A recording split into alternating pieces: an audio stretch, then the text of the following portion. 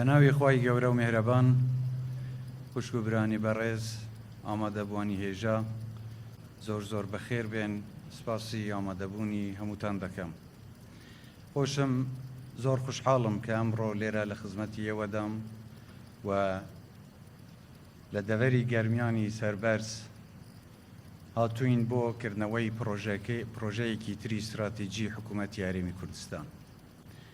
ئەو گەرمیانەی کە پشکی زێڕی بەرکەوتووە لە قوربانیدان و بەرگریکردن لە خاکی کوردستان، ئەو گەرمیانەی کە خاوەن هەزاران شەهیدە و ڕوبەڕووی چەندین کارەساتی کۆمەڵکوژی و جینوساید و ئەنفال بووەتەوە. بۆیە ئەرکی هەر هەمومانە کە ئێمە خزمەتی کەسوکاری بنەماڵەی شەهیدان و ئەنفال کراوان بکەین. خزمەتی حکوومەتە بەبێ جیاوازی لە هەموو ناوچەکانی کوردستاندا خزمەت گوزاری بکات. ئێمڕۆ ئێمە لێرەین بۆ ئەوەی ئەم پرۆژە استراتیجیە بکەینەوە کە بەشێکە لە استراتیجەتی حکوومەت بۆ دروستکردنی ژێرخانێکی ئابووری بەهێز لە کوردستاندا. ئێمە گرنگیەکی زۆرمان داوە بە دروستکردنی سایلۆ و کۆگا بۆ ئەوەی بەرهەمی جوتیارانی ئێمە وەربگرنەوە و جوتیارانی ئێمە چیتر لە خەمیەوەدا نەبن، بزانن بەرهەمەکانیان چیان لێ دێت. و ئەمە ئاسایشی خوراکی هەرێم دابین دەکات و وا دەکات ببێت بە ژێرخانێک بۆ ئەوەی کەرتەکانی تری ئابووریش لە کوردستاندا پێش بکەون. هەروەک دەزانن کشت و کاڵ بنەمایەکی سەرەکیە بۆ پێشخستنی ئابووری هەر وڵاتێک. ئەگەر کشت و کاڵ پێش بکەوێت، بەرهەمەکان زیاد ببن، بێگومان پیشەسازی و بازرگانیش لە وڵاتدا دەبوژێتەوە. بۆ ئێمە گرنگیمان بەم استراتیجە داوە و لە استراتیجەتی حکوومەت داوە بووە کە ئێمە زیاتر بیر لە پرۆژە گەورەکان بکەینەوە تاکو لە داهاتوویەکی نێزیکدا کوردستان بتوانێت لەسەر پێی خۆی بوەستێت و سەرچاوەکانی داهات لە کوردستان هەمە جۆر بکرێن. ئێمە لە سەرەتای دەست بەکاربوونی ئەم کابینەیە گرنگیەکی زۆرمان داوە بە ئەم دەڤەرە بۆ ئەوەی ئێمە بتوانین تەحەدێکی کەمیش بێت، بەڵام لە خزمەتی ئێوەی خۆشەویستدا بتوانین قەرەبووی ئەو هەموو زەحمەت و قوربانیدانەی خەڵکی گەرمیانی خۆشەویست بکەینەوە. ئێمە دەزانین کە گەرمیان بە چ نەهامەت و زەحمەتێکدا تێپەڕیوە. گەرمیان هەمیشە پێشەنگ بووە لەوەی کە بەرگری لە خاکی کوردستان بکات و هەمیشەش لە ڕێزی پێشەوە بووە کە شاڵاوی هێڕشکردنی سەر کوردستان هاتووتە هەرێم، گەرمیان پێش هەمویان بەرکەوتووە. بەڵام خۆڕاگری و قارەمانەتی خەڵکی ئەم دەڤەرە وای کردووە کە هەمومان پێتان سەربەرز بین و ئێستاش خۆمان بە قەرزاری ئێوە بزانین. ئێمە لە حکوومەت بۆ ئەوەی بتوانین خزمەتێکی باشتری ئەم دەڤەرە بکەین، لە سەرەتاوە بە بڕی 126 ملیارد دینار پارەمان تەرخان کردووە بۆ چەندین پرۆژەی جۆرا و جۆر و استراتیجی لەم دەڤەرە. یەکێک لەمانەش دروستکردنی ئەم سایلۆ و کۆگەیە کە ئێستا ئێوە دەیبینن و دوای ماوەیەکی تر ئینشاءڵڵا دەیکەینەوە بە فەرمی بۆ ئەوەی بکەوێتە خزمەتی جوتیارانی هەرێمی کوردستان. بەڵام جگە لەوەش ئێمە چەندین پرۆژەی تریش هەیە کە من دەمەوێت لێرە بە خزمەتی ئێوەی بەڕێز بگەینم و هیوادار بووم و تەمەنای ئەوم دەکرد ئەم پرۆژانە کۆتایی پێبێن بۆ ئەوەی بتوانین بیانکەینەوە. بەڵام لە ماوەیەکی نێزیکدا هیوادارم ئەم پرۆژانە بەرەو کۆتایی بچن و بکەونە خزمەتی هاوڵاتیانی خۆشەویست کە ئەوانیش ڕێگەی کەلار کفری و کەلار دەربەندی خانن کە بودجەی پێویستیان بۆ تەرخان کراوە و هیوادارم لە ماوەیەکی زوودا ئەوانیش تەواو ببن و جێبەجێ بکرێن. جگە لەمە دەمەوێت باسی ئەوەش بکەم کە حکوومەتی هەرێم وەزارەتی کارەبا پرۆژەیەکی تری وەبەرهێنانی کارەبای لە دەڤەری گەرمیان جێبەجێ کردووە و کۆمپانیای ئەگریکۆ هی بریتانی ئەم پرۆژەی جێبەجێ کردووە کە توانای بەرهەمهێنانی 165 مگاوات کارەبای هەیە.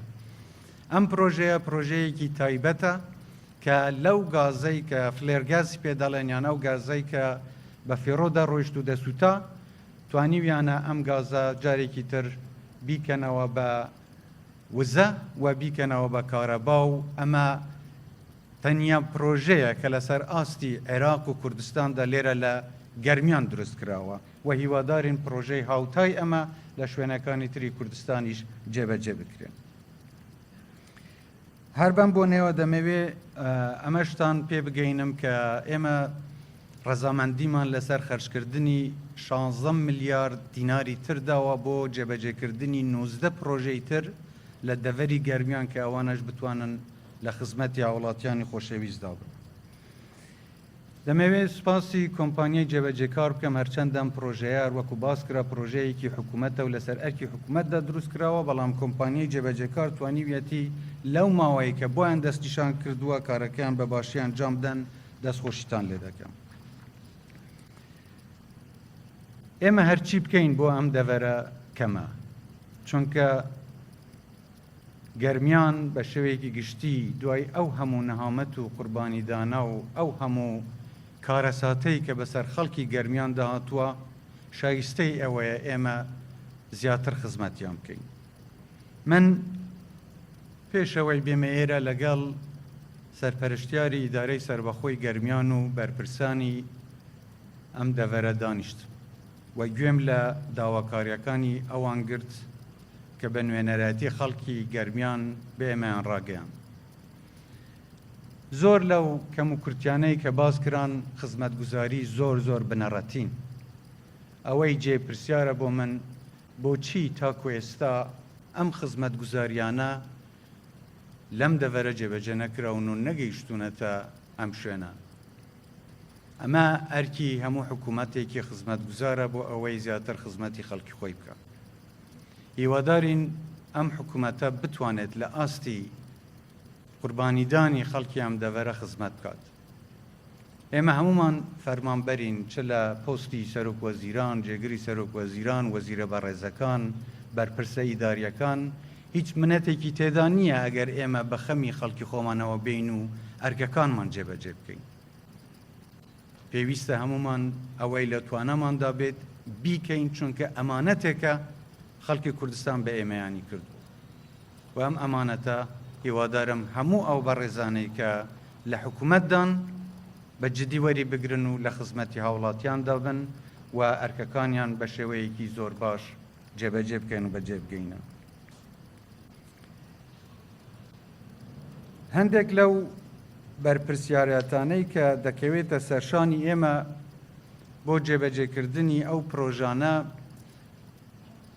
پەیوەندی هەیە بەو ئیمکانیاتانەی کە حکوومەت لە توانایدا جێبەجێیان کاتیان نە.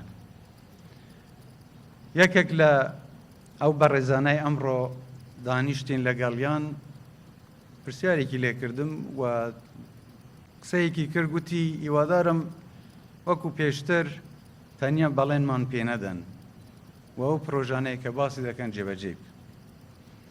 بەڕێزان، من دەمەوێت ئەوەتان پێڕابگەینم کە من ناتوم بەڵێنتان پێ بدەم. هاتوین پێتان بڵێن چیمان کردووە و چەندی ترماوە بیکەین. ئەو پرۆژانەیە کە باسم کرد جێبەجێ کراون و هەندێکیشی لە سەروبەری جێبەجێکردندان، بەڵام زۆر شتی تریش هەیە کە لە بەرنامەماندایە و ئینشاءالله خوا دەرفەتمان پێ بدا بتوانین ئەوانەش جێبەجێ بکەین. هەندێک لەو داواکاریانە یاسایین، وەکو یەکلاییکردنەوەی بڕیار لەسەر هەندێک لەو ناوچانەی کە هێشتا لە ڕووی یاساوە سەر بە پارێزگاکانی ترن، بەڵام لە ڕووی ئیدارە و دەستهەڵاتی فعلیەوە ئێستا سەر بە ئیدارەی سەربەخۆی گەرمیاندا. ئەمەش بەشێکە لەو ئەرکەی کە دەکەوێتە سەرشانی ئێمە وەکو حکوومەت و ئەو نوێنەرانەی کە دواتر دەتوانن نوێنەرەتی ئەم ناوچە و کوردستان بکەن لە پەرلەمانی بەغدا، چونکە بەشێکی زۆری ئەم کێشانە ئەبەسرێتەوە بە پەیوەندی بینی هەرێمی کوردستان و حکوومەتی فیدرالی. ئەمە وا دەکات کە ئێمە بیر لەوە بکەینەوە بە جددی ئەو جۆرە کەسانە هەڵبژێرین بتوانن نوێنەرایەتی ڕاستەقینەی خەڵک بن و زیاتر لە خەمی ئازار و بەدیهێنانی مافەکانی خەڵکی ئەم دەڤەرە بن. هەندێک خاڵی تر هەبوون کە دیسان باس کران وەکو خاڵە سنووریەکان کە چۆن ئێمە بتوانین پەرەیان پێ بدەین و ئیشوکارەکان ڕێک بخەین.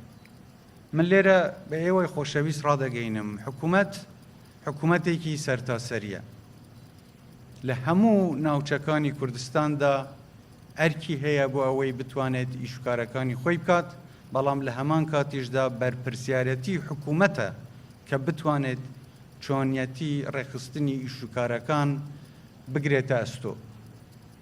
ئێمە داوا دەکەین و لەسەر ئەوەش سوورین کە دەستهەڵاتی یاسایی حکوومەت لەسەر هەموو ناوچەکانی کوردستاندا بسەپێنی. ئەمە سەروەریکردنی یاسایە، ئەمە خۆسەپاندن نییە، بەڵام ناکرێ هیچ بەشێک لە کوردستان بمێنێت کە خارج لە ئیرادەی حکوومەتی هەرێم کار بکات. بەشێک لەوانەش خاڵە سنووریەکانە.